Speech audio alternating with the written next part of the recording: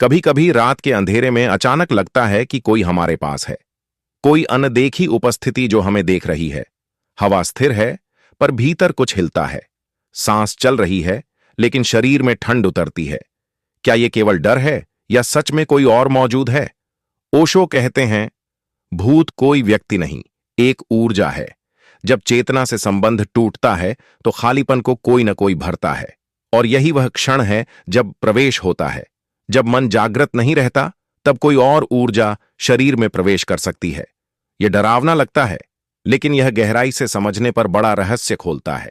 ओशो कहते हैं कि भूत का अर्थ है मरा हुआ व्यक्ति नहीं, मरी हुई ऊर्जा।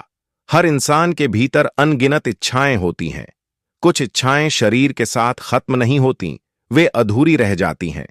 जब व्यक्ति मरता है, उसका शरीर गिर जाता है, लेकिन उसकी चेतना में जो अधूरी लहरें हैं वो भटकती रहती हैं। यही अधूरी चेतना, यही अपूर्ण ऊर्जा भूत कहलाती है। वह शरीर नहीं ढूंढती, उसे केवल माध्यम चाहिए। कोई ऐसा व्यक्ति जिसका मन कमजोर हो, जो स्वयं से कट गया हो। जब मन असंतुलित होता है, भय में डूबा होता है, तब शरीर की सुरक्षा ढीली पड़ जाती है, और तब भूत जैसी ऊर्जा प्रवेश कर सकती है। ओशो कहते हैं, जहां जागरूकता नहीं, वहां कब्जा संभव है। तुमने देखा होगा, जो व्यक्ति बहुत डरता है, बहुत दबा हुआ है या बहुत नशे में रहता है, उसके आसपास अक्सर अजीब ऊर्जा महसूस होती है। वह खुद को नहीं चला रहा होता, कोई और उसके माध्यम से काम कर रहा होता है। यही प्रवेश की अवस्था है। ओशो कहते हैं कि शरीर मंदिर है, लेकिन अगर उसमें कोई साधक नहीं है तो कोई भी आकर बस सकता है। और यह कोई अलौकिक बात नहीं, यह बहुत गहरी मनोवैज्ञानिक सच्चाई है। जब व्यक्ति अपने भीतर से अनुपस्थित होता है, यानी वो सजग नहीं, तो उसकी जगह कोई और ले सकता है। यही कारण है कि ध्यान में व्यक्ति अजेय होता है, क्योंकि वहां कोई जगह नहीं बचती किसी और के लिए। लेकिन जब व्यक्ति नशे में होता है, नींद में होता है या अत्यधिक भावनात्मक पीड़ा में, तब उसका द्वार खुला होता है।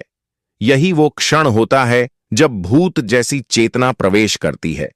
ओशो कहते हैं, भूत कोई बाहर से नहीं आता, वह भीतर के अंधेरे से जन्म लेता है। उदाहरण के लिए, यदि किसी व्यक्ति के भीतर बहुत क्रोध दबा है और वह मर गया, तो उसकी वह क्रोध ऊर्जा शरीर से मुक्त नहीं हुई, वह हवा में लहर की तरह भटकती रहती है। फिर अगर कोई दूसरा व्यक्ति जिसके भीतर भय है उस ऊर्जा के संपर्क में आता है, तो वह क्रोध उसमें प्रवेश कर सकता है। फिर अचानक वह व्यक्ति बदल जाता है, उसकी आंखें बदल जाती हैं, उसकी आवाज बदल जाती है, उसकी चाल में कुछ अजीब आता है। लोग कहते हैं उसमें भूत आ गया, पर असल में उसमें किसी की अधूरी चेतना, किसी की अंधी इच्छा प्रवेश कर गई। यह भूत प्रवेश नहीं, चेतना की अस्थिरता है। परंतु जो देख नहीं पाते, उन्हें यह डर के रूप में दिखता है। ओशो कहते हैं, डर भूत को बुलाता है।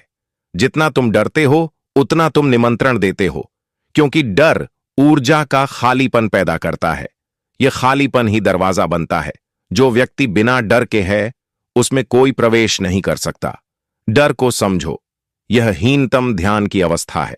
डर में व्यक्ति खुद को भूल जाता है, और वही भुलाव ही कब्जे की अनुमति है। ओशो हंसते हुए कहते हैं, भूत से मत डरना, डर ही भूत है। लेकिन साधारण मनुष्य के लिए यह सुनना आसान है, मानना मुश्किल। क्योंकि जब कोई ऊर्जा तुम्हारे पास आती है, तुम उसे महसूस करते हो। वह ठंडी हवा नहीं होती, वह एक तरंग होती है, जैसे किसी की उपस्थिति भीतर उतर रही हो। ओशो कहते हैं कि ऐसी ऊर्जा वहां टिक नहीं सकती जहां ध्यान है। इसलिए मठों और ध्यान केंद्रों में भूत नहीं टिकते। वहां का मौन बहुत शक्तिशाली होता है, वह उन्हें भगा देता है। पर जो व्यक्ति अचेत है, जो भयभीत है, जो अपने भीतर से भागा हुआ है, वह इन ऊर्जाओं के लिए सबसे आसान रास्ता होता है। ओशो कहते हैं कि तुम्हारा शरीर पृथ्वी का हिस्सा है और चेतना आकाश का। जब चेतना टूटती है तो शरीर खुला रह जाता है, तब पृथ्वी की अन्य ऊर्जाएं उसे प्रभावित कर सकती हैं। भूत कोई व्यक्ति नहीं, पर वह सचमुच महसूस हो सकता है, क्योंकि ऊर्जा झूठी नहीं होती। तुम कभी किसी कमरे में गए हो जहां अचानक बेचैनी सी महसूस हुई हो? कोई कारण नहीं, पर वातावरण भारी है। वह वही ऊर्जा है जो अधूरी चेतना से बनी है। ओशो कहते हैं, मृत्यु के बाद ऊर्जा तुरंत नहीं मिटती, उसे समय लगता है। जब तक वह शून्य में विलीन न हो जाए, वह आसपास घूमती रहती है। इस बीच अगर कोई व्यक्ति भावनात्मक रूप से कमजोर हो तो वह माध्यम बन सकता है। यह उसी तरह है जैसे रेडियो स्टेशन की तरंगें, जिसे ट्यून करो वही पकड़ी जाती है। मन ही वह ट्यूनिंग डिवाइस है। अगर मन डर की तरंग पर ट्यून है तो डर की ऊर्जा पकड़ेगा, अगर वह प्रेम पर ट्यून है तो दिव्यता की ऊर्जा। इसलिए ओशो कहते हैं, ध्यान से अपनी तरंग ऊंची करो ताकि कोई निम्न ऊर्जा तुम्हें छू भी न सके। लेकिन जो ध्यान नहीं करता, जो भीतर से अंधेरे में रहता है, वह हर तरह की ऊर्जा का शिकार हो सकता है। ऐसे लोग कहते हैं, मुझ में कोई आ गया है, और कभी कभी सचमुच उनमें ऊर्जा बदल जाती है। ओशो बताते हैं, भारत के कुछ तांत्रिक इस प्रक्रिया को जानते हैं। वे जानबूझकर खाली अवस्था में जाते हैं ताकि कोई आत्मा उनमें प्रवेश करे और वे उससे बात कर सकें। लेकिन यह बहुत खतरनाक खेल है, क्योंकि एक बार यदि तुमने अपनी चेतना का द्वार खोल दिया तो कौन प्रवेश करेगा, तुम तय नहीं कर सकते। बहुत बार लोग किसी प्रिय मरे हुए की आत्मा बुलाते हैं, पर आती कोई और है। यह ऊर्जा धोखा दे सकती है, क्योंकि उसकी अपनी अधूरी इच्छाएं हैं। इसीलिए ओशो कहते हैं, आत्माओं से संवाद नहीं, स्वयं से संवाद सीखो। क्योंकि जब तुम अपने भीतर जागृत हो जाते हो तो तुम्हारे चारों ओर ऐसी कोई ऊर्जा टिक नहीं सकती। ध्यान का प्रकाश भीतर जलता है, और जहां प्रकाश है वहां अंधकार नहीं रह सकता। ओशो एक प्रसंग में कहते हैं, भूत तब तक हैं जब तक तुम सोए हुए हो, एक बार जागो सब गायब। यह सुनने में सरल लगता है, पर असली डर यही है, क्योंकि जागना मतलब है अपनी सारी छायाओं से सामना करना, और लोग अपनी ही छाया से डरते हैं। वे उसे भूत कह देते हैं। ओशो कहते हैं, भूत तुम्हारे भीतर है, तुम्हारी अधूरी वासनाएं, तुम्हारी दबाई इच्छाएं, तुम्हारे पुराने संस्कार। जब ये दबते हैं तो ऊर्जा विकृत हो जाती है। फिर कभी किसी क्षण यह ऊर्जा बाहर फटती है, किसी और रूप में। तब व्यक्ति खुद को पहचान नहीं पाता। वह कहता है, मेरे ऊपर किसी का साया है, पर असल में यह उसके अपने ही भीतर का साया है। इसलिए ओशो बार बार कहते हैं, अपने भीतर के भूतों को देखो ताकि बाहरी भूतों का डर खत्म हो। जब व्यक्ति अपने भीतर प्रकाश लाता है तो ये सब छायाएं मिट जाती हैं। कोई ऊर्जा अब कब्जा नहीं कर सकती। तुमने ध्यान देने वालों की आंखों में देखा होगा, उनमें एक स्थिरता होती है। वह स्थिरता ढाल है, और जो ध्यानहीन है उनकी आंखों में झिलमिलाहट, भय, अस्थिरता। यही अस्थिरता दरवाजा है।